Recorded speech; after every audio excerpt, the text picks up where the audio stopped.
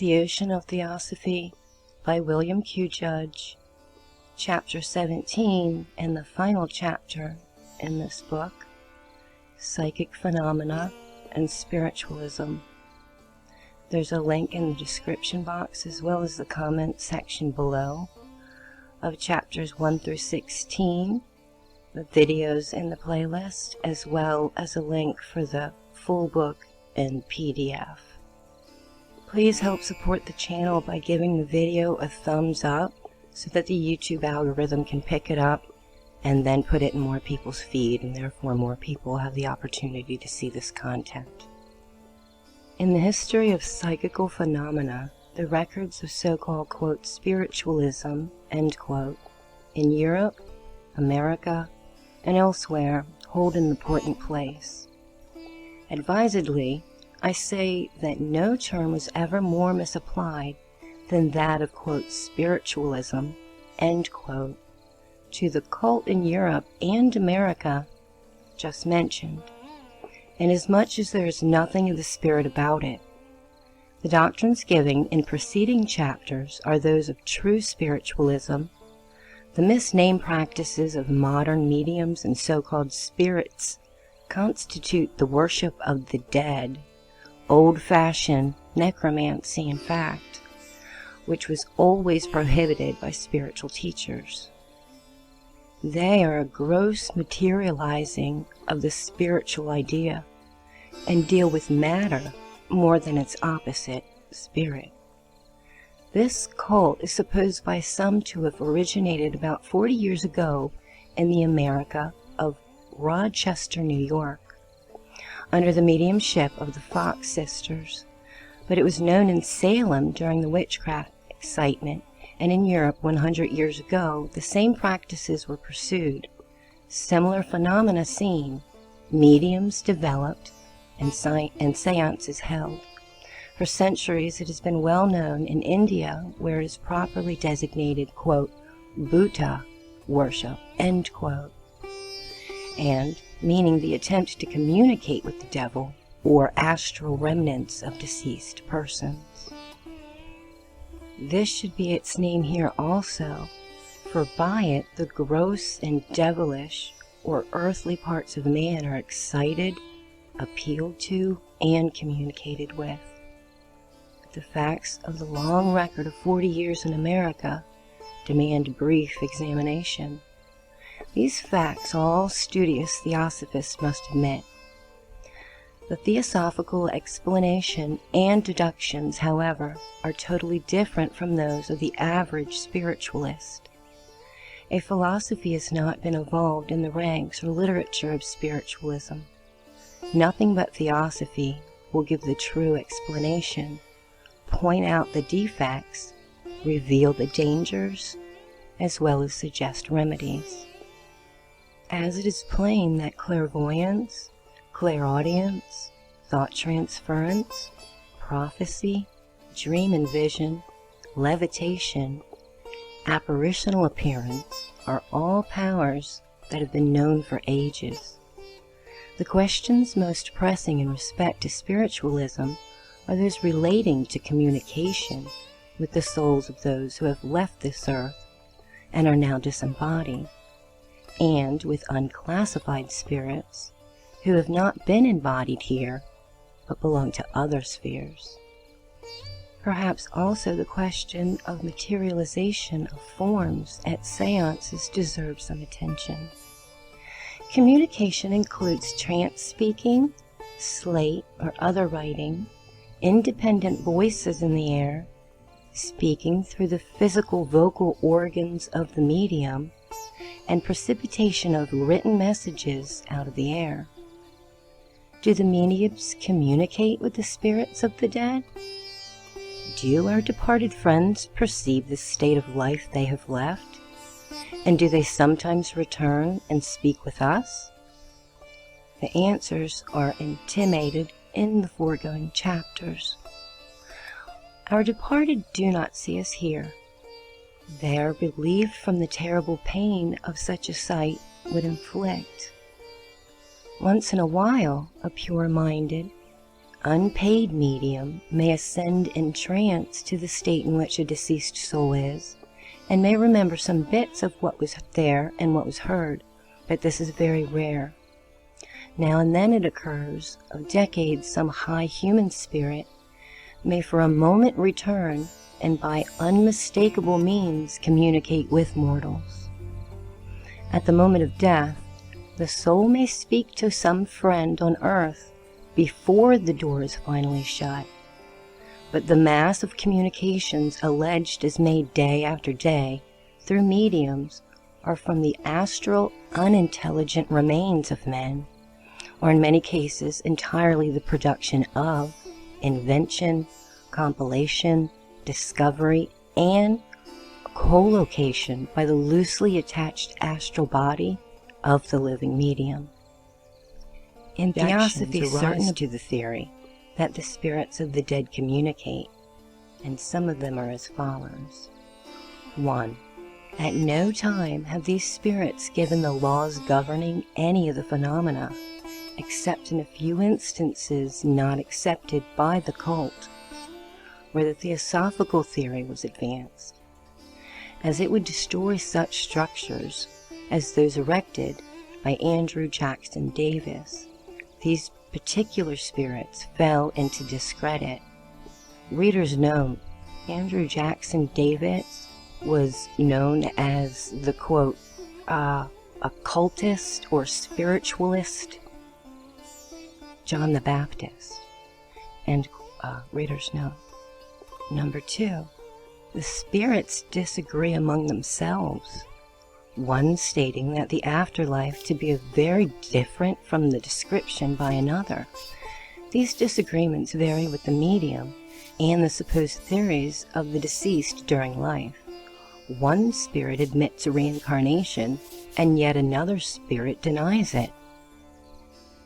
Number 3, the spirits have discovered nothing in respect to history, anthropology, or other important matters, seeming to have less ability in that line than the living men, and although they often claim to be men who lived in older civilizations, they show ignorance thereupon, or merely just repeat recently published discoveries.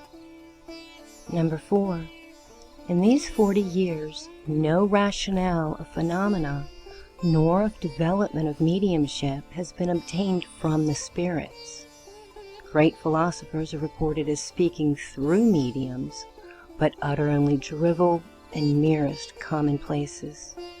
Number 5, the mediums come to physical and moral grief. They are accused of fraud and shown guilty of trickery. But the spirit guides and controls do not interfere to either prevent them or to save them from this. Number 6, it is admitted that these guides and controls deceive and incite to fraud. Number 7, it is plainly to be seen through all that is reported of spirits that their assertions and philosophy, if any, vary with each medium and the most advanced thought of the living spiritualists. From all of this and much more that can be adduced, the man of materialistic science is fortified in his ridicule. But the Theosophist has to conclude that the entities, if there be any communicating, are not human spirits, and that the explanations are to be found in some other theory. Materialization of a form out of the air, independent of the medium's physical body, is a fact, but it is not a spirit. As was very well said by one of the, quote, spirits, end quote, not favored by spiritualism, one way to produce this phenomena is by accretion of electrical and magnetic particles into one mass upon which matter is aggregated and an image reflected out of the astral sphere. This is the whole of it, as much as fraud as a collection of muslin and masks. How this is accomplished is yet another matter. these spirits are not able to tell, but an attempt has been made to indicate the methods and instruments in the former chapters. The second method is by the use of astral body of the living medium. In this case, the astral form exudes from the side of the medium, gradually collects upon itself particles extracted from the air and the bodies of the sitters present, until at last it becomes visible. Sometimes it will resemble the medium, at others it bears a different appearance. In almost every instance, dimness of light is requisite because a high light would disturb the astral substance in a violent manner and render the projection difficult. Some so-called materializations are hollow mockeries, as they are but flat plates of electrical and magnetic substance on which pictures from the astral light are reflected. These seem to be the faces of the dead, but they are simply pictured illusions. If one is to understand the psychic phenomena found in the history of, quote, spiritualism, end quote, it's necessary to know as well as admit the following. Number 1, the complete heredity of man astrally, spiritually, and psychically as a being who knows, reasons, feels, and acts through the body, the astral body, and the soul. Number 2, the nature of the mind, its operation, and its powers. The nature and power of imagination, the duration and effect of impressions. Most important in this is the persistence of the slightest impression as well as the deepest. That every impression produces a picture in the individual aura, and that by means of this connection is established between the aura of friends and relatives, old, new, near, distant, and remote in degree. This would give a wide range of possible sight to a clairvoyant. Number 3, the nature, extent, function, and power of man's inner astral organs and faculties included in the terms astral body and kama. That these are not hindered from action by trance or sleep, but are increased in the medium when in trance.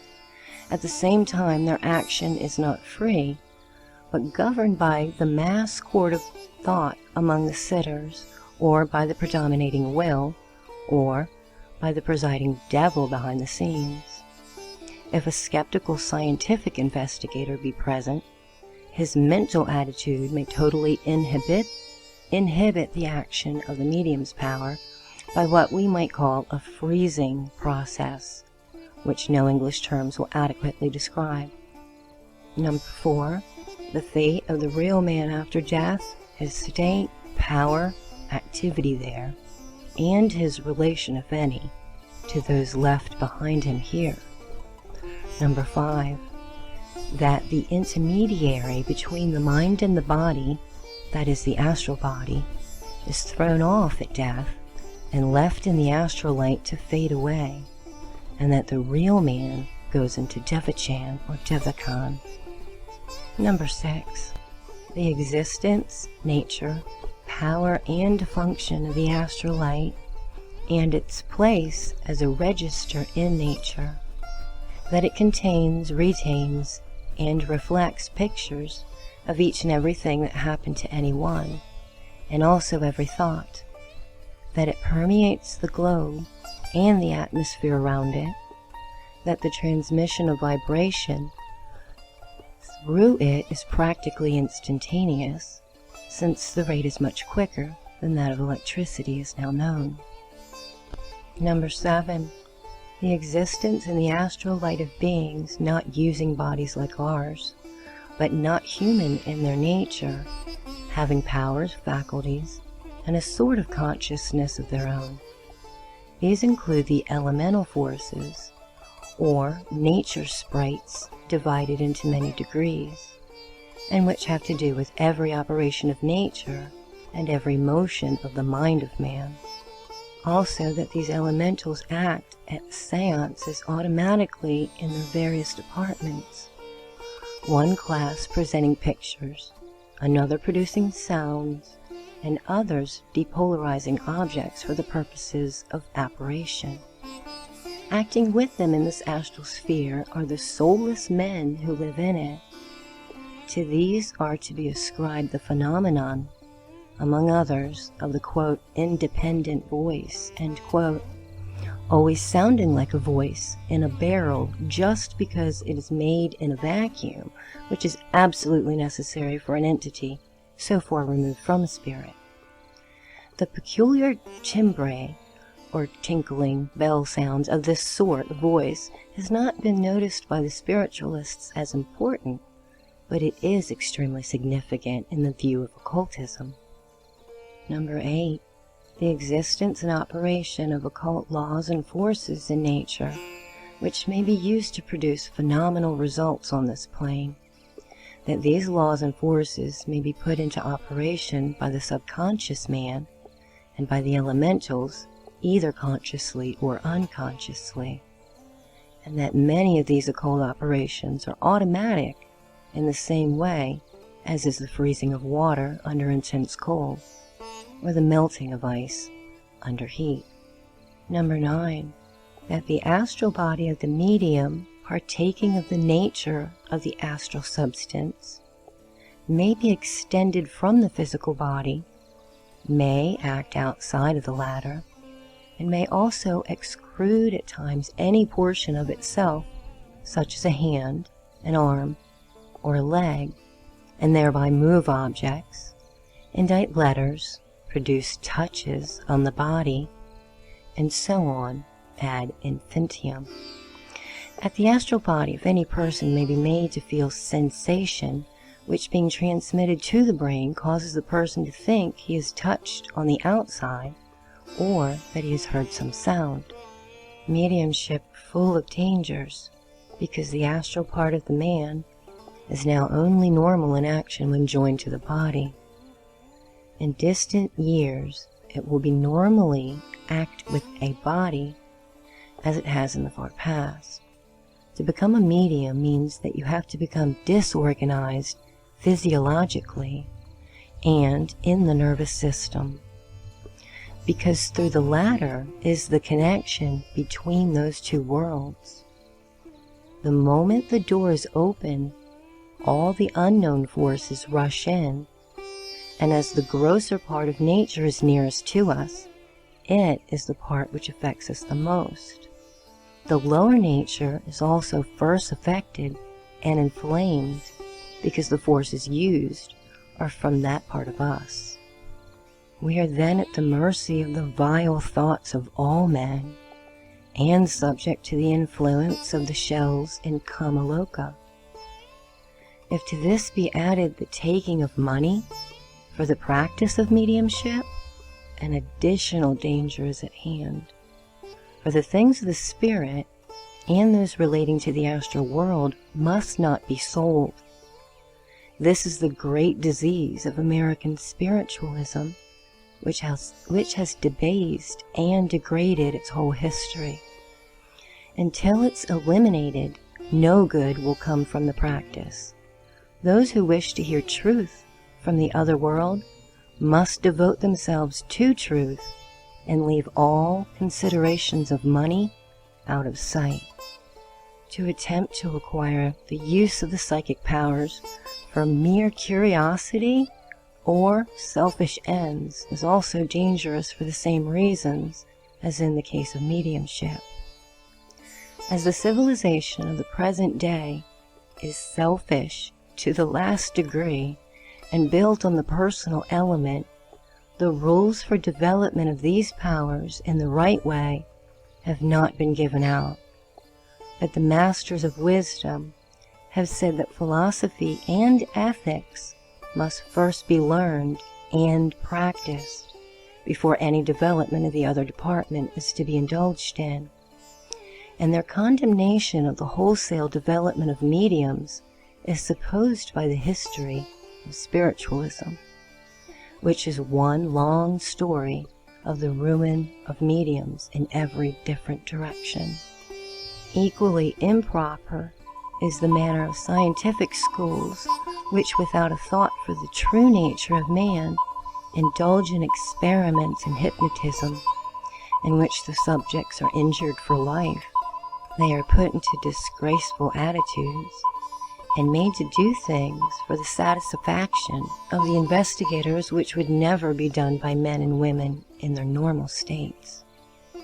The Lodge of the Masters does not care for science unless it aims to better man's state morally as well as physically, and no aid will be given to science until she looks at man and life from the moral and spiritual side. For this reason, those who know all about the psychical world, its denizens and laws, are proceeding with a reform in morals and philosophy before any great attention will be accorded to the strange and seductive phenomena possible for the inner powers of man. And at the present time, the cycle has almost run its course for this century. Now, as a century ago, the forces are slackening. For that reason, the phenomena of spiritualism are lessening in number and in volume. The Lodge hopes by the time that the next tide begins to rise, that the West will have gained some right knowledge of the true philosophy of man and nature, and be then ready to bear the lifting of the veil a little more. To help on the progress of the race in this direction is the object of this book, and with that is submitted to its readers in every part of the world. Sadly no, Mr. William Q. Judge. You were hoping, 40 years after you wrote the book, it's been 100 plus, and nope, we're still all, mainly people are still in it for the money or to progress themselves in a physical way further. A bit saddening, but this too will run its course and come to pass, and we will elevate. All right, that's it. End of chapter 17 and end of the book. Make sure, as I said, to hit the like button so that more people have a chance to view this content. If you haven't already, subscribe, hit the bell so that you don't miss future video upload notifications. And most importantly, love yourselves and love each other and all life unconditionally. May you all ascend to the higher powers of light, love, and law. Peace be on you.